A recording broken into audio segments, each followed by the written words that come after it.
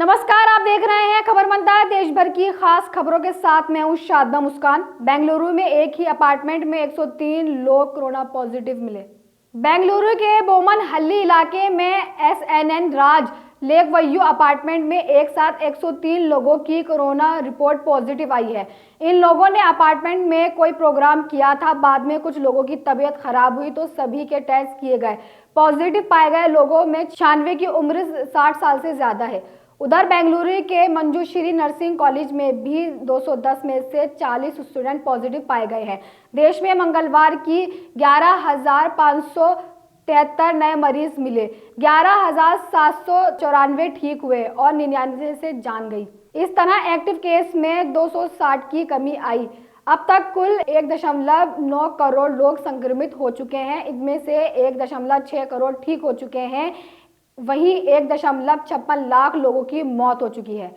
नए कृषि कानून के खिलाफ अब बंगाल में भी होगी किसान पंचायत, राकेश टिकैत का नया ऐलान। जी हां, किसान आंदोलन की गूंज अब जल्द ही पश्चिम बंगाल में भी सुनाई देने वाली है। किसान नेता राकेश टिकैत ने कहा कि हरियाणा, पंजाब, राजस्थान और उत्तर प्रदेश अब एक साथ खड़ा है और आने वाले दिनों में पूरे देश में पंचायतें की जाएंगी, साथ ही बंगाल में भी पंचायत करेंगे। टिकैत ने ऐलान किया कि पश्चिम बंगाल में भी किसान काफी दुखी हैं, वहां भी पंचायतें होंगी। उपराज्यपाल पद से हटाई गई सुपर कॉप किरण बेदी। पुडुचेरी के उपराज्यपाल पद से किरण बेदी को हटा दिया गया है। किरण बेदी ने 29 मई 2016 को पुडुचेरी के उपराज्यपाल की शपथ ली थी।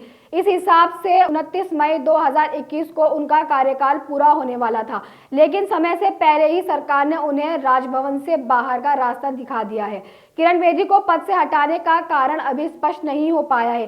किरण बेदी ने पुडुचेरी की जनता को धन्यवाद दिया है।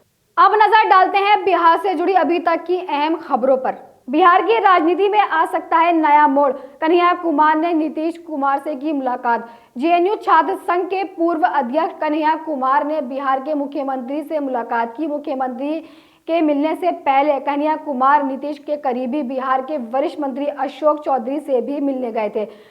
कन्हैया की जदयू नेताओं से हुई इन मुलाकातों को लेकर चर्चा जोरों पर है। जानकारों की माने तो कन्हैया की इन मुलाकातों से बिहार की राजनीति में जल्द ही नया मोड़ देखने को मिल सकता है।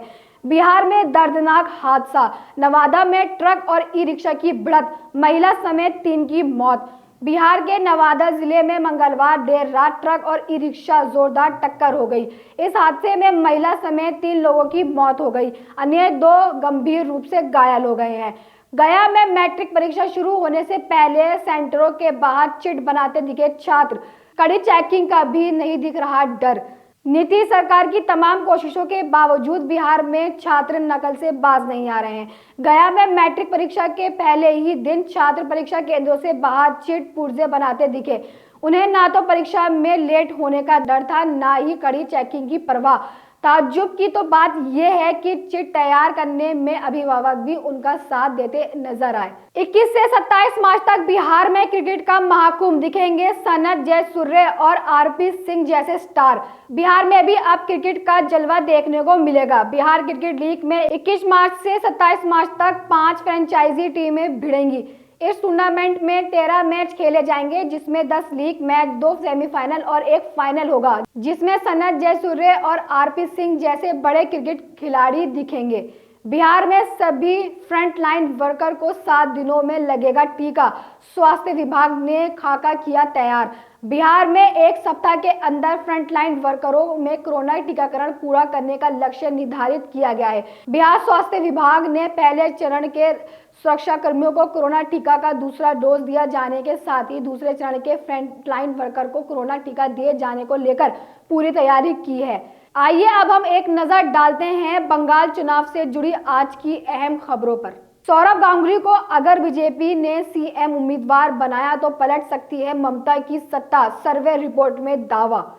एक सर्वे रिपोर्ट में दावा किया गया है कि बंगाल में 12% लोग चाहते हैं कि सौरभ गांगुली सीएम बने, जबकि 10% लोग शुभेंदु अधिकारी को सीएम बनते देखना चाहते हैं। यानी अगर भाजपा ने गांगुली को मुख्यमंत्री पद का उम्मीदवार बनाया तो ममता की सरकार वापसी की उम्मीदों पर पानी फिर सकता है।